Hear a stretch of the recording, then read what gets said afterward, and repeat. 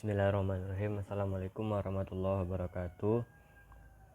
Kami dari kelompok 5 akan mempresentasikan mata kuliah Nahwu fi Marfu'at yang dibimbing oleh dosen pengampu Ibu Melisa Rezi MA yang beranggotakan kelompok Rahmat Jamaldi, Muhammad Adnan Maulana, dan Raisul Adli. Baiklah, kelompok kami akan membahas tentang al-mubtada, mafhumuhu, wa ahkamuhu, wa anwa'uhu. Di dalam presentasi ini apa saja yang akan kami bahas? Yang pertama adalah apa itu mubtada. Kami akan menjelaskan apa itu mubtada, pengertian mubtada. Dan yang kedua ada hukum mubtada. Kami akan menjabarkan beberapa tentang hukum-hukum yang ada di mubtada ini. Lalu yang terakhir ada macam-macam mubtada. Kami akan menyebutkan berbagai macam mubtada yang ada di bahan bacaan kami. Baiklah, yang pertama kami akan menjelaskan tentang pengertian mubtada. Apa itu mubtada? Menurut ilmu nahwu, adapun pengertian tentang mubtada adalah sebagai berikut. Al-mubtada huwal ismul marfu'u al-'ari 'anil awamilil lafzi. Artinya adalah mubtada ialah isim yang dirofakkan yang kosong dari amil-amil bangsa lafaz. Maksud dari kosong dari amil-amil bangsa lafaz adalah mubtada ini tidak dirofakkan oleh amil-amil lafaz seperti naib fa'il atau fi'il bina majhul. Akan tetapi ia dirofakkan oleh amil-amil maknawi, yaitu ibtida atau permulaan awal kalimatnya. Dan ada juga yang mendefinisikan mubtada ini begitu sederhana, yaitu mubtada adalah isim yang dirofakkan yang terletak di permulaan kalimat. Begitu sederhana dan mudah dipahami untuk orang-orang awam seperti kita ini. Seperti yang kita lihat di gambar ini, ada contoh antum tolibun minal madrasah. Kalian adalah pelajar dari sekolah. Antum tolibun ini merupakan contoh dari mubtada isim domir. Dan yang kedua, wa ana atubu ar-rahim. Akulah yang maha penerima taubat, maha penyayang. Ana tawwabun merupakan contoh mubtada isim domir juga. B. Hukum mubtada. Ada 5 hukum mubtada yang perlu kita ketahui dan pahami ketika kita sedang belajar tentang ilmu nahwu. Baiklah, kami akan menjabarkan tentang penjelasan mengenai hukum mubtada. Yang pertama, wajib rafa. Kenapa wajib rafa?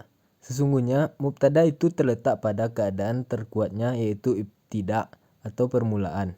Maka dia diberikan harokat atau i'rab terkuat, yaitu rafa. Contoh, Muhammadu qa'im atau Muhammad adalah orang yang berdiri. Muhammadun wajib dibaca rafa karena menjadi mubtada. Tanda rafa'nya adalah dhammah disebabkan karena ia adalah isim mufrad. Ada 3 kondisi di mana terkadang mubtada tidak dibaca rafa. Yang pertama, dijarkan oleh huruf ba zaidah, contohnya bihasbikallah. Yang kedua, dijarkan oleh min zaidah, contohnya hal min khalqin khairullah yarzaqukum. Yang ketiga, dijarkan oleh rubba atau huruf jar yang diserupakan dengan zaidah, contohnya ya rubbaka sayyitin fi dunya aritun yaumal qiyamah. Yang kedua, wajib terbuat dari isim ma'rifah atau nakirah mufidah. Secara umum, mubtada itu terbuat dari isim ma'rifah seperti isim domir, isim isyarah, isim mausul, isim alam, isim yang dimudhofkan kepada isim isyarah, isim yang ada alif lam.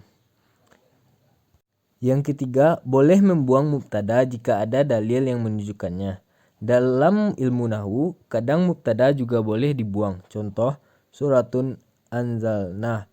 Maksudnya adalah hazihi surah, di mana mubtadanya yaitu hazihi telah dibuang. Yang keempat, wajib membuang mubtada pada 4 kondisi. Terkadang, mubtada justru wajib dihilangkan atau qadful mubtada, yaitu jika a. Jawaban dari sumpah atau qasam. Jika mubtada merupakan jawaban atas sumpah, maka dia wajib dibuang. Contohnya, af'alan kadza fi zimmati. Maksudnya, ahdu au mitsaku fi zimmati. B. Ketika adanya khobar berupa masdar yang mengganti dari fi'ilnya. Seperti contoh, zobru jamilun. Maksudnya, zobru jamil zobri. C. Ketika adanya khobar dikhususkan dengan menggunakan makna memuji atau mencela yang jatuh setelah lafaz nikma dan bisa. Seperti contoh sebagai berikut. Adapun lafaz abu dari kedua contoh ini adalah khobarnya mubtada yang dibuang. Kira-kiranya adalah huwa. Yang D. Ketika asalnya mubtada berupa naat, maka diputus dari sifat kenaatannya selama menunjukkan makna memuji, mencela ataupun kasih sayang. Seperti contoh sebagai berikut. Maka mubtada wajib dibuang dalam semua contoh ini. Kira-kiranya ialah huwal karim, wahuwal aimu, wahuwal masakin. Yang E. Sesungguhnya hukum asal dalam mubtada adalah mendahulukannya dan mengakhirkan khobar. Dan sekali tempo berlaku kebalikannya, yakni wajib mendahulukan khobar dan mengakhirkan mubtada. Macam-macam mubtada. Mubtada terbagi kepada 3. Yang pertama yaitu zahir, yang kedua mudmar, dan yang ketiga mu'awal. Contoh mu'awal adalah wa antasumu khairul lakum, yang artinya dan berpuasa lebih baik bagimu. Mubtada pada contoh di atas adalah antasumu, yang mana an dan tasumu tersebut sudah menjadi masdar yang mu'awal dan mempunyai kedudukan sama seperti isim. Kemudian contoh mudmar, hum sha'imun, hunna sha'imat, huwa mudarris, hiya tilmizah, ana qa'imun, anta nasyitun, al-muslimatu mahirat, fatimatun muslimatun. Sedangkan contoh zahir, ar-rajulu nasyitun, Utsmanu tajirun. Syukron. Nah, di bagian akhir slide yang ada di akhir video kami itu sudah dijabarkan oleh Rahmat Jamaldi tentang pengertian sekaligus dia menyebutkan contohnya. Bisa teman-teman lihat pada bagian akhir di video kami ini. Lalu ada kesimpulan dari materi kami pada hari ini, yaitu mubtada adalah isim ma'rifat yang dibaca rofa dan jatuh pada awal kalimat. Hukum asal mubtada adalah seperti itu, dan mubtada memiliki 5 hukum seperti yang sudah kami jelaskan tadi, dan ia juga mempunyai 3 jenis pembagiannya. Semoga dengan dibuatnya makalah dan PowerPoint ini bisa membantu teman-teman sekalian untuk memahami materi kita pada hari ini. Kami dari kelompok 5 mohon maaf atas kekurangan dan kesalahan. Terima kasih atas waktu teman-teman yang sudah melihat video kami dan mendengarkan penjelasan kami. Akhir kalam kami ucapkan Assalamualaikum warahmatullahi wabarakatuh.